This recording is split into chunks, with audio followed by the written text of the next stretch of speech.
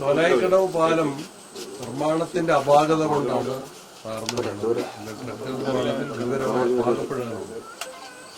ഇവിടെ പറഞ്ഞതുപോലെ ഇതൊരു ആവർത്തിച്ചുകൊണ്ടിരിക്കുന്ന സംഭവം. കീച്ചേരി കടവിൽ പാലം തകർന്ന് തൊഴിലാളികൾ മരണപ്പെട്ട ദാരുണമായ സംഭവമാണ്.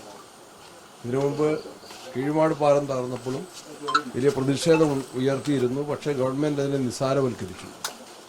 മലപ്പുറത്തെ നാഷണൽ ഹൈവേയിൽ കുരിയാട് നിർമ്മിച്ചുകൊണ്ടിരുന്ന നാഷണൽ ഹൈവേയിൽ 200ഓളം മീറ്ററാണ് റോഡും അതുപോലെ തന്നെ അതിന്റെ ഭിത്തിയുമെല്ലാം തകർന്ന് തരിപ്പണമായത്. അപ്പോൾ ഗവൺമെന്റ് ഈ കാര്യത്തിൽ ഗുരുതരമായ അനാസ്ഥയാണ് കാണിച്ചുകൊണ്ടിരിക്കുന്നത്.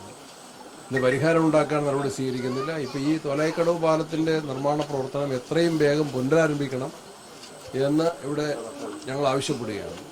ഒരു കാരണവശാലും ഇത് കാലതാമസം ഉണ്ടാകാൻ പാടില്ല. ജനങ്ങൾ വലിയ പ്രതീക്ഷയോടെ വലിയ കോടിക്കണക്കിന് രൂപ കിഫ്ബി പദ്ധതിയിൽ ഉൾപ്പെടുത്തി ചെലവഴിച്ചാണ് ഈ പാലം നിർമ്മിക്കുന്നത്.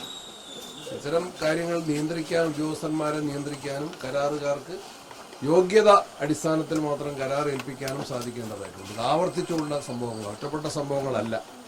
ഈ സംഭവങ്ങൾ പരമ്പരകളായിട്ട് ആവർത്തിച്ചുകൊണ്ടിരിക്കുന്നു. തൊഴിലാളികൾ മരിക്കുന്നു, നിർമ്മാണ പ്രവർത്തനം സ്തംഭിക്കുന്നു. അത് വളരെ ഗൗരവമേറിയ കാര്യമാണ്. ആവശ്യമായ നടപടികൾ വേണം, അന്വേഷണം.